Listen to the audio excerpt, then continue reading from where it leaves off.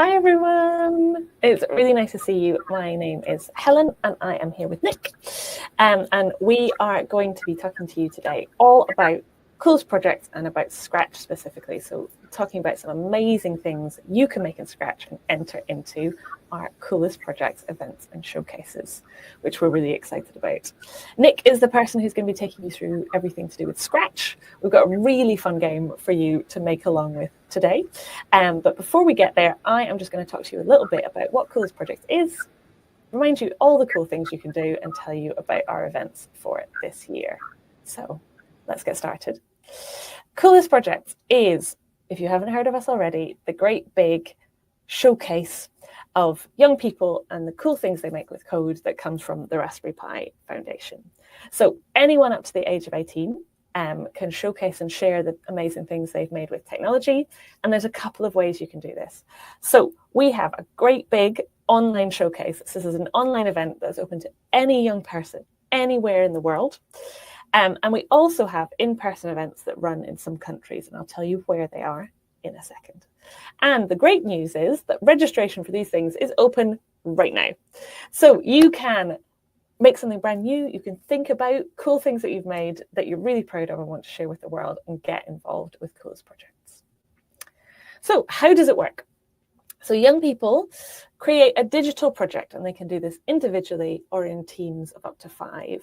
And then that project can be entered in one of 7 categories that we have for Coolest Projects. They're on the screen there: Scratch, which we're going to be talking about, loads more. And then I'm excited about this one. We have a brand new artificial intelligence category for 2025, which is worth having a look at.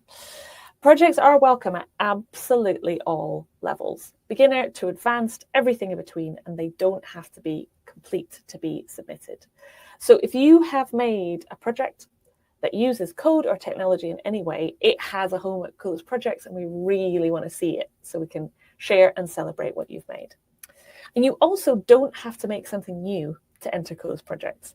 If you have made something already, a digital project in school, at home, in a code club, anywhere else, if you've made it for another competition or another showcase, fantastic. You can enter that into Coolest Projects. We would love to see it. Or you can get inspired. Some really great projects to show you in a second, some inspiration. But you can make something new and share that with us as well. And here's where we're going to be in 2025. So I mentioned our online showcase. This is a really exciting opportunity. We have a gigantic gallery of projects that young people from all over the world send us. Last year we had 43 countries take part. If you submit your project to us, we share it in our online gallery. We have a celebratory live stream where we celebrate and share all the projects that you've made, and everyone who participates gets a certificate and reward for the amazing things that they've made. And we also have some VIP judges who pick some favorite projects to highlight as well. Registration for the online showcase is out now. Would highly recommend getting involved. And then if you are in any of the countries below, so based in Ireland, we're going to be in the USA, in Belgium, in the UK. There's a Coolest Projects events for you. Registration is open for these events right now, and you can see the dates on the screen. And then, excitingly, we have even more events coming up towards the end of the year. Dates for these aren't confirmed yet, but we're going to be in Ghana, India, South Africa, and Malaysia as well. And we have even more events still to come, which we'll announce really soon. So keep an eye out on the website. We are coming to more countries. Those are the opportunities for you to join us. And I said you can make a digital project, kind of anything to do with code. But the kind of what can I enter? It really is almost anything you like. So make something new, enter what you've already made. It's at all levels. Projects need to fit into our categories. And today we are going to focus on making projects in Scratch and getting you set up for that. There are some great projects that you can get inspiration. So if you are looking for ideas, inspiration, a place to get started, I would have a look at the Coolest Projects 2024 gallery and see what young people from all over the world made for this event last year. There's some cool ones here that I've highlighted. So I would go and have a look at Duck, It's on the screen. There's a short link there that you can type in, which is a really fun project by Abby from the USA, which is a series of duck-themed puzzles and games built in Scratch, which is really fun. Loads of Easter eggs and hidden surprises in there. Also go and have a look at Puzzle Quest, which was made by Sadie from Canada. Again, lots of puzzles, this time featuring a chicken. But it's a great example of some of the amazing fun things you can make in Scratch. And a little screenshot of one of my favourite projects made by Evie, Martha and Mo in the UK, which is Taylor Fish. And it is the music video to Taylor Swift's 22, but instead of people, it's fish. Very fun, and it just shows some of the great things you can do with a simple animation and your creativity to create something super fun and original. So those are lots of examples, and again, definitely go and look at the project gallery, CP 2024 gallery there to get some inspiration. And if you want to make your own project, have a little look at that showcase. So that's our online showcase. And have a look at the project site. So projects.raspberrypi.org is the Raspberry Pi Foundation's project site, and there are hundreds, and at this point I mean hundreds of step-by-step, really helpful instructions for you to make brand new projects using all kinds of hardware and software, but there's a whole set of paths just for Scratch, which you can see there, which is definitely worth having a look at. But as well as the project site, we are going to show you some great projects that you can make right now. I'm going to hand over to Nick, who's going to show you a really fun game that you can make in Scratch right now. Thanks very much, Helen. I really enjoyed that Taylor Fish game as well. I remember there was lots of fun when we were judging that last year. Right, I'm going to show you the game that we'll be making today. We've got a few different blocks on here. I'll just give you a quick demo of it, and then I'll give you a little tour of the Scratch workspace. So what we're going to be doing here is a motion sensing game. Oh, I missed it. There we go. Where you have to use video sensing to pop as many balloons as you can within the set time limit. There's a lot of blocks in here that you can use to make your own projects. This is not necessarily the simplest way of doing it, but I thought it's got a few concepts in here that you can transfer to any kind of other activity that you wanted. So the first thing I'm going to do is start with a blank project. Okay, so here we are in Scratch with a blank project. Over here we have the stage, which is kind of where the action happens, whether we're making a game or an animation or some kind of story. Everything will happen over in this stage area here. Down here, we've got a sprite menu where we create our kind of characters. All of the characters in Scratch are called sprites, and the code kind of exists within each of the sprites. So you program them all individually. Over here on the left, we've got our lovely color-coded blocks, all arranged into different categories. So it's very intuitive and easy to find the block that you need.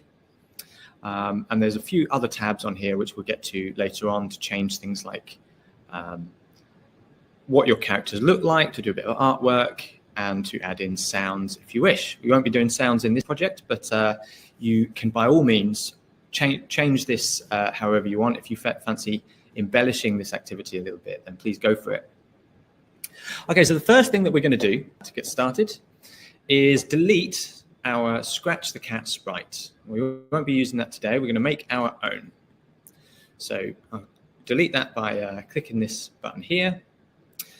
And then what I'm going to do is I'm going to create a new sprite, but rather than choose from the kind of catalog that Scratch has already got built in, I'm going to paint my own sprite. So if I click on that, it will automatically take me over to the paint editor. I'm not going to spend a great deal of time on this. I'm just going to create a sort of simple balloon sprite here, and let's get a little sort of triangle going on. Fill that to be purple, and just to give my balloon a tiny bit of personality, I'm going to give it a couple of eyes. You can obviously make your balloon look however you want. And if you don't even want to do a balloon, you can do something else entirely. This is your game, not mine. Right, here we go.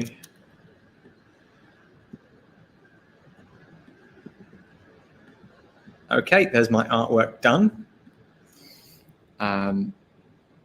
Once we've created the balloon sprite, we're going to go back to the code section of the editor by clicking this tab up here in the top left. Now, this balloon is looking pretty big, a bit bigger than I would generally want in this game. So I'm going to reduce that a little bit by taking that down to maybe 30 in the size editor here.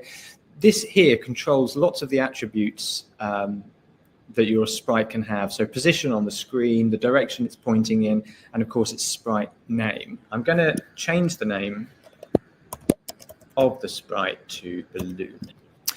Okay, so the way we're going to start our game is by using this green button. Now, at the moment, if I click it, you'll see that nothing is happening. There's no code attached to either of these buttons up here.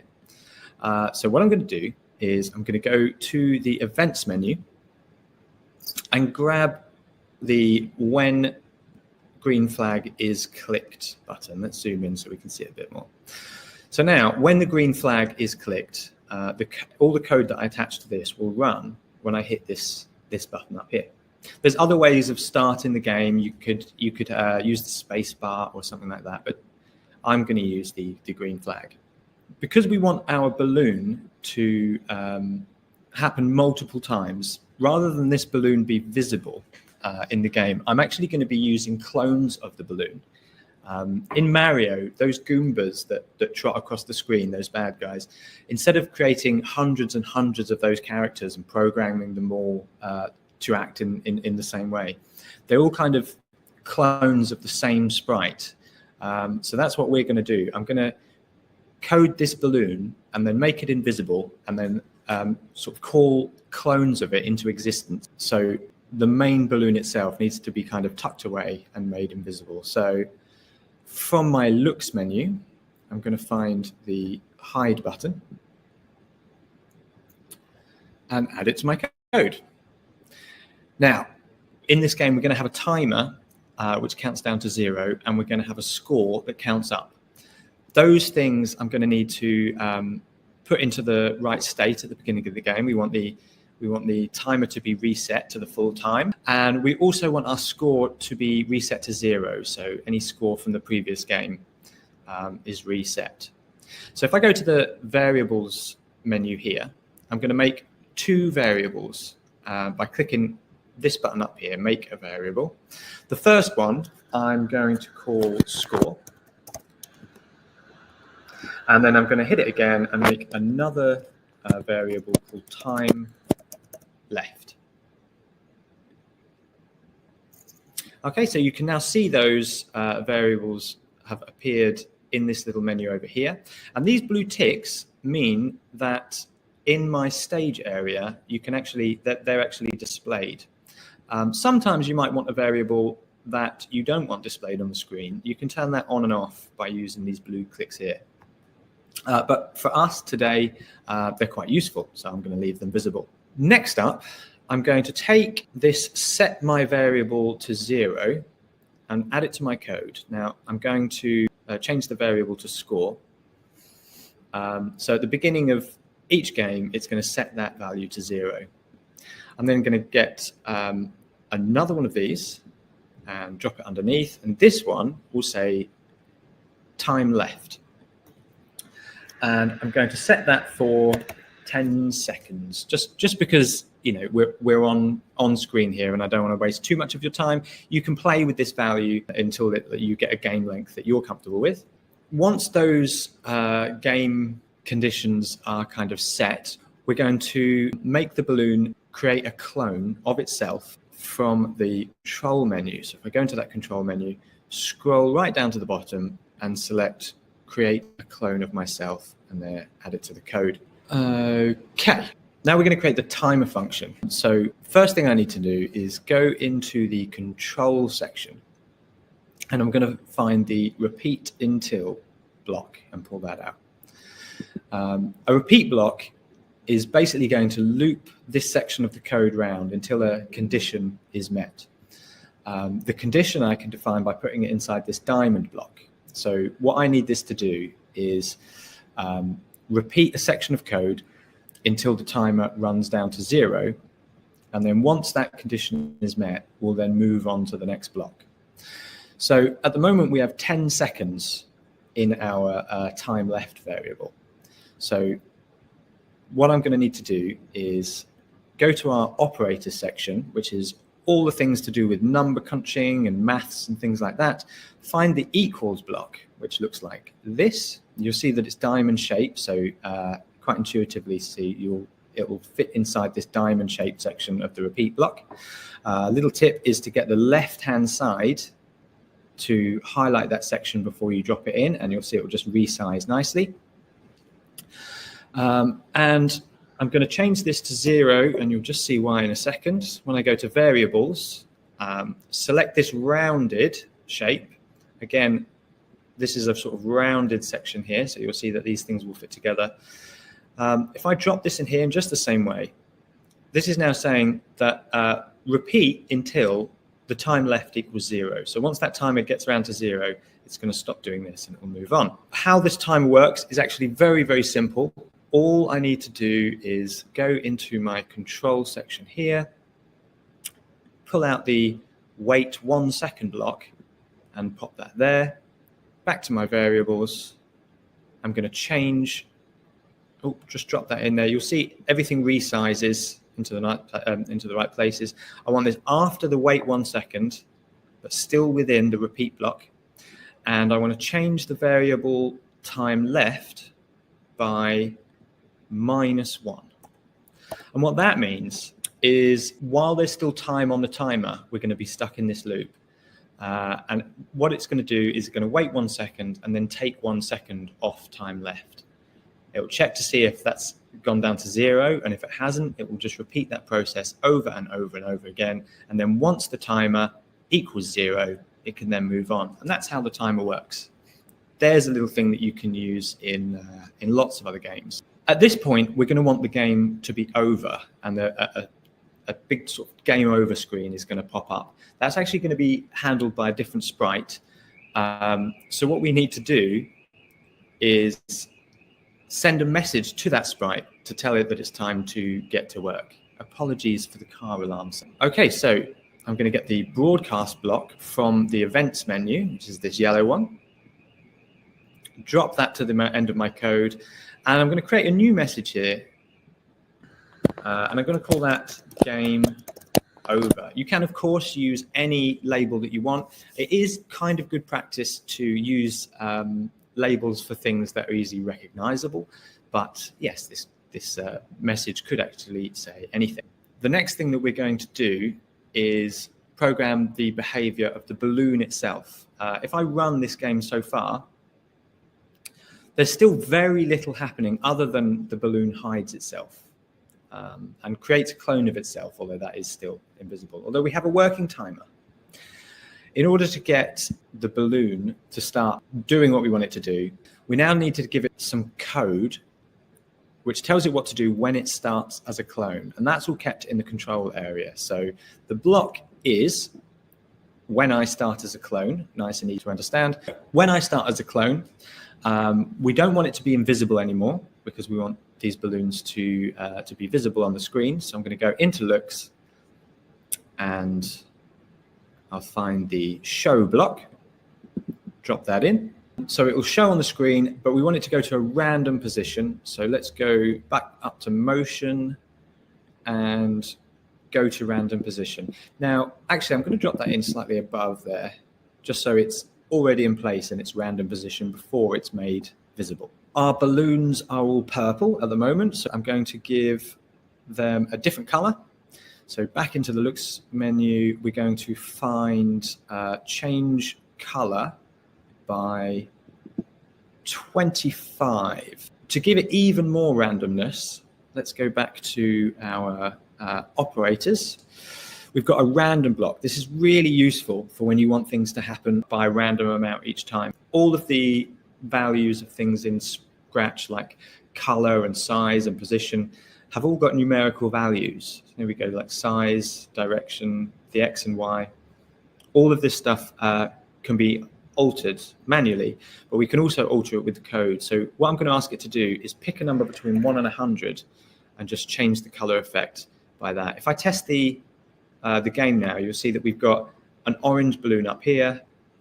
Every time I click the green flag, we get a new balloon in a different position in a different color. Next, we need another loop, just like we had in the last stack of code. So I go back to control and I want repeat until. We're just about to do the video sensing, and that will be handled in this block here. Video sensing is kind of it's not one of the most common functions of Scratch, and so it's not found within any of these blocks up in these menus up here.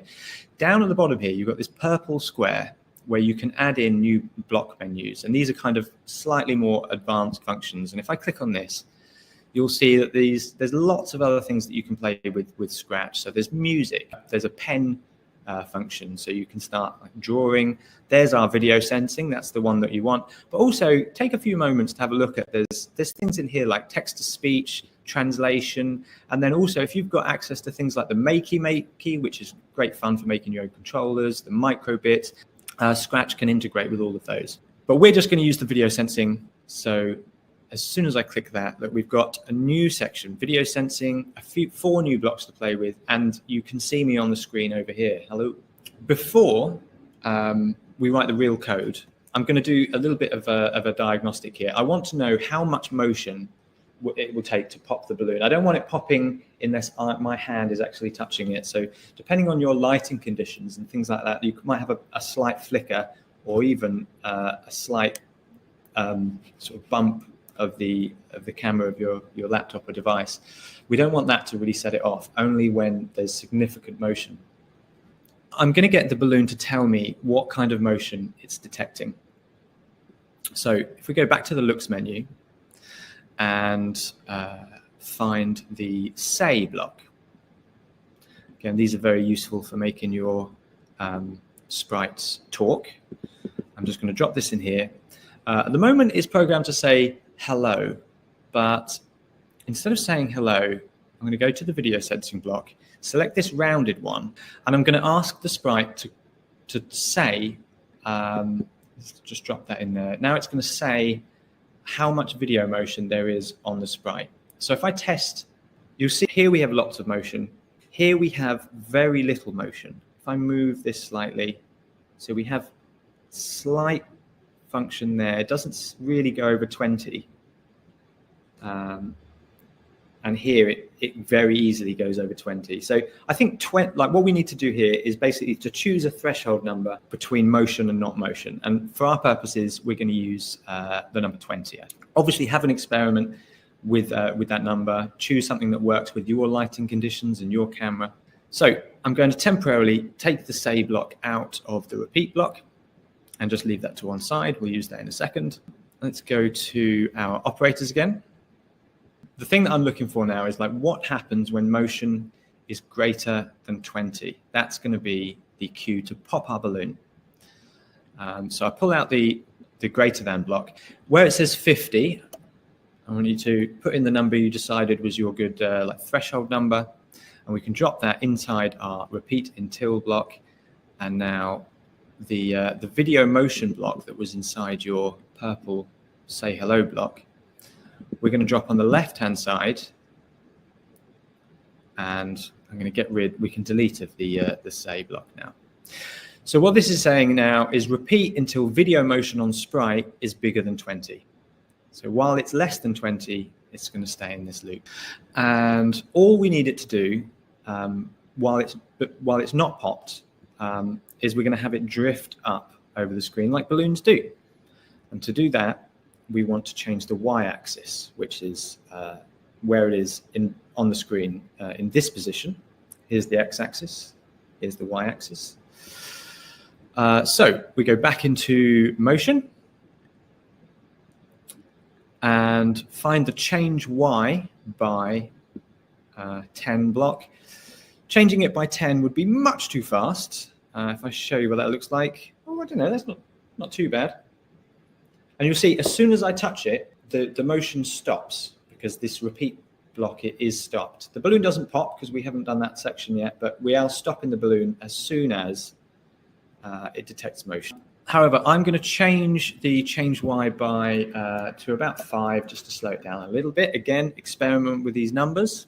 Now, to actually pop the balloon, first is we need to change our score. At the moment, our score is 0, but if we pop a balloon, that counts as a point. So I'm going to go into the variables.